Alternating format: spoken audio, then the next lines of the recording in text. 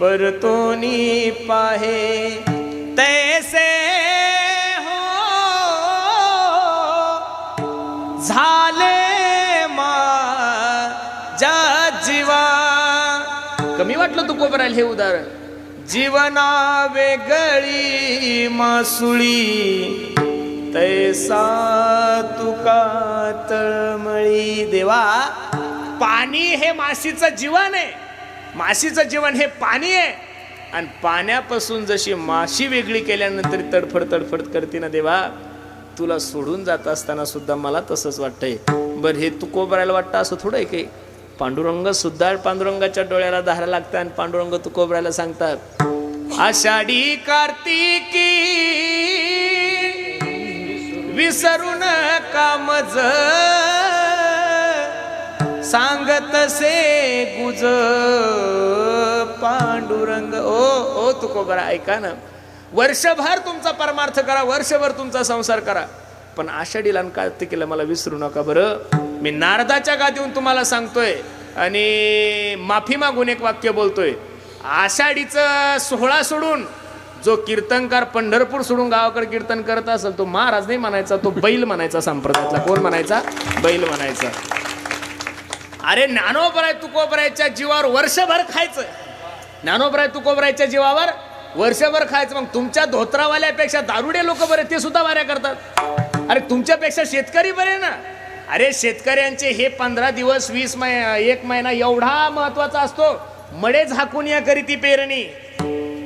एखाद्या घरात जर म्हातारी मेली तर झाकून ठेवतात आणि पेरणी करतात, नंतर तिची अंत्ययात्रा करतात. एवढा महत्वाचा काळ असून शेतकरी वर्ग सोयाबीनीचा विचार करत नाही, कपाशीचा विचार करत नाही, डाळिंबाचा विचार करत नाही, पाऊस पडला का याचाही विचार करत नाही. अहो, मी असे काही लोक पाहिले महाराज, 2-2, 3-3 हजार रुपये ते 2-2, 3-3 रुपये टक्क्याने घेऊन पंढरपूरची वारी करणारे लोक आहेत. आणि तुम्ही तर 12 महिने ज्ञानोबरायच्या नावावर फुकट खाता, ते बी 3-3 टाइम खाता. ज्ञानोबरायच्या नावावर तुमचे धोत्र आहे, तुकोबरायच्या नावावर तुमचे धोत्र आहे. मग माझी तरी विनंती आहे, ज्ञानोबरायचा समाधी सोहळा आणि पांडुरंग परमात्म्याची आषाढी एकादशी, अहो दुनिया इकडची तिकडे झाली तरी चालेल, पण माणसाने पंढरपूरला गेलंच पाहिजेत. महाराज माझे गुरुजी मला सांगायचे, काय उदाहरण सांगतात बा, अधिकार आहे त्यांचा. मी म्हणायचं महाराज मग पंढरपूरला दर्शन घ्यावं, असं काय गावात पांडुरंगाचं मंदिर नाही का? काय म्हणायचे ते. मी एक वेळेस असंच म्हटलं, मग आता प्रत्येकाला थोडं पंढरपूरला जाणं शक्य आहे महाराज, वय त्यांचं भरपूर वयाचे. मग आता पंढरपूरला जायची काय गरज? आपल्या गावात पांडुरंगाचं मंदिर नाही का? जेवण करणं वेगळं आणि फोटोवर जेवण पाहणं वेगळं. कळलं का तुम्हाला? जेवण करणं वेगळं, तुमच्या समोर 56 प्रकारचे भोग आहे, ते जेवण करणं वेगळं, आणि मी नुसतं वर्णन करणं. आहा, काय जेवण केलं हो, काय ते गुलाबजाम, काय ती बासुंदी, हे सांगितल्यानंतर पोट नाही भरत महाराज. बरोबर आहे का नाही? एखाद्या लेकराला भूक लागली, रडायला लागलं, ते एवढं जोऱ्यात रडायला लागलं, आई आई आई आई आई करायला लागली. आणि माझ्यासारख्या एखाद्या अज्ञानी कीर्तनकार त्या बाळाकडे गेला आणि त्याला सांगितलं, बाळा हा तुझ्या आईचा फोटो आहे, हे बघ तुझ्या आईचा चेहरा बघ ना, याच्याकडे अजिबात नाहीये. लेकराला जोपर्यंत माय स्तनपान करत नाही तोपर्यंत जसं लेकराचं पोट भरत नाही, तसं वारकरी आषाढीला गेल्याशिवाय पांडुरंगाचं पोट भरत नाही. तो कोबरायला देवानी म्हणाव, तुम्ही जाता गावा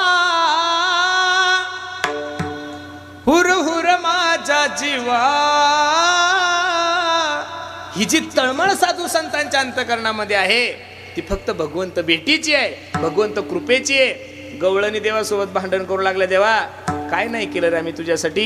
निळोबरा एका गवळणीमध्ये वर्णन करतात, याचे लागी वो ते जियेले भो, याचे लागी वो ते जियेले भो, याचे लागी वो केले नालाया, याचे लागी वो केले नालाया, याचे लागी वो अष्टांगाती योग, याचे लागी वो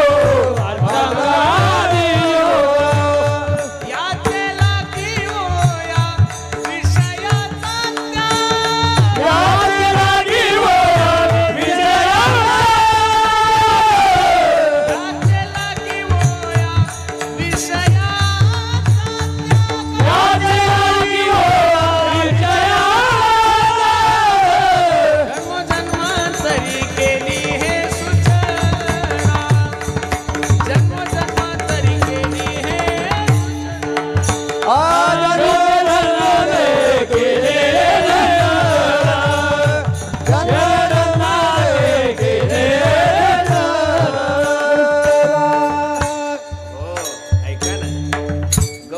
देवासोबत भांडत असताना सांगतात, देवा याचे लागी वो ते जियेले भोग.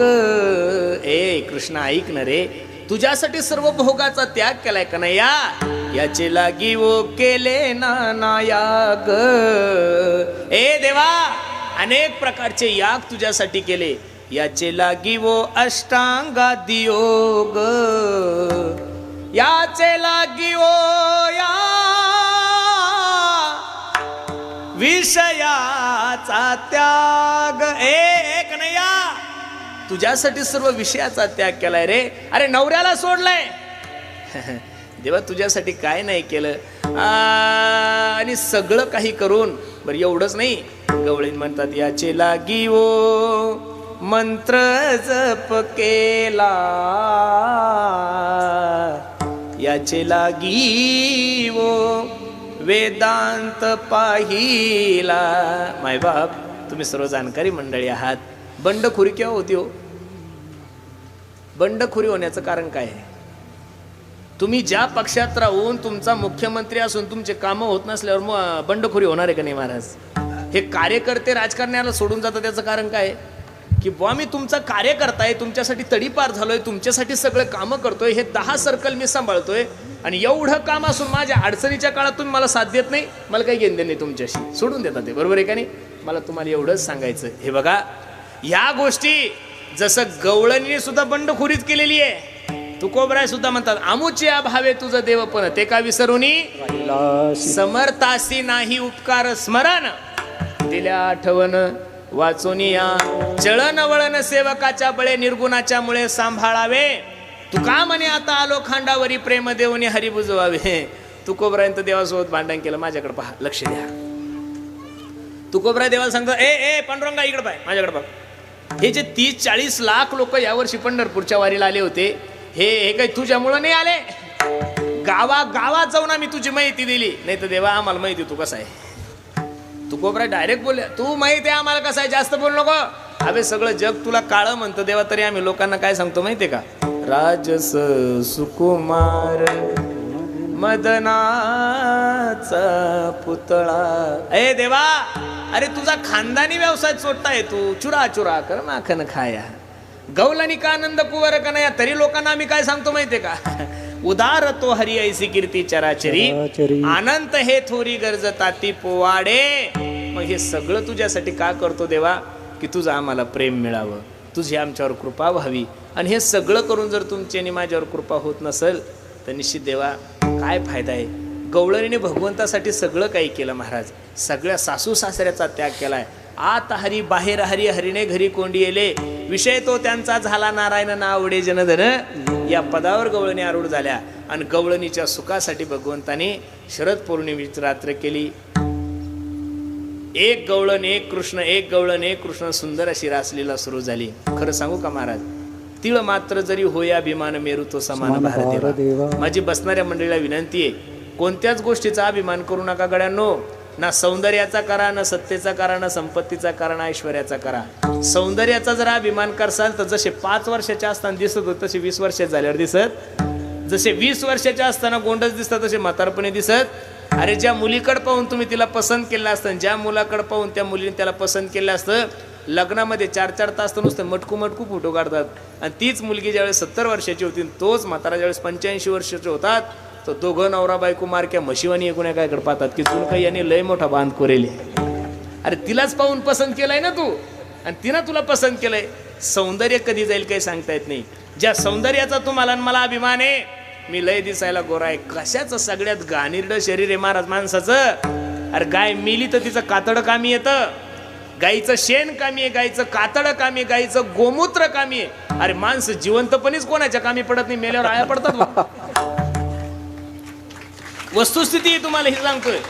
अरे हरण जर मेलं तर तिचं कातड कामी येत आहे, वाहक जर मेला त्याचं कातड कामी येतं, गाईचं कातड सुद्धा कामाचं आहे, गाईचं गोमूत्र कामाचं आहे, गाईचं शेण कामाचं आहे. आणि दुधाच्या बाबतीत काही विचारच नाही महाराज. इथं जेवढ्या काही माझ्या आई बहिणी बसलेल्या आहे, पूर्वी एखादी मुलगी बाळांतीन झाली आणि तिचं दूध जर आटलं माया हो, तर तुम्ही त्या लेकराला म्हशीचं दूध पाजत होता, बकऱ्याचं, मेंढ्याचं, उंटाचं, कशाच नेमकं कशाच पाजत होत्या? गावरान गाईचं. काय गावरान गाईचं. स्वामी विवेकानंद एक वेळेस अमेरिकेला गेल्यानंतर काही लोकांनी त्यांना विचारलं, का हो जगामध्ये सर्वात सुंदर दूध कशाचं आहे? स्वामी विवेकानंदांनी सांगितलं, म्हशीचं. त्यामुळे असं कसं बोलता, गाईला माता मानता तुम्ही, म्हशीचं दूध पवित्र मानता? त्यावेळेस स्वामी विवेकानंदांनी सांगितलं, गाईचं दूध नाहीये म्हणे, गाईचं अमृत आहे, त्याला दूध म्हणून त्याचा कमीपणा करायचा नाहीये. मग मला एवढीच विनंती करायची तुम्हाला, एवढं सगळं जर गाय तुम्हाला आणि मला देत असेल तर माझी विनंती कड्यानो, काहीतरी विचार आपण थोडाफार केला पाहिजेत का नाही? विठाल विठाल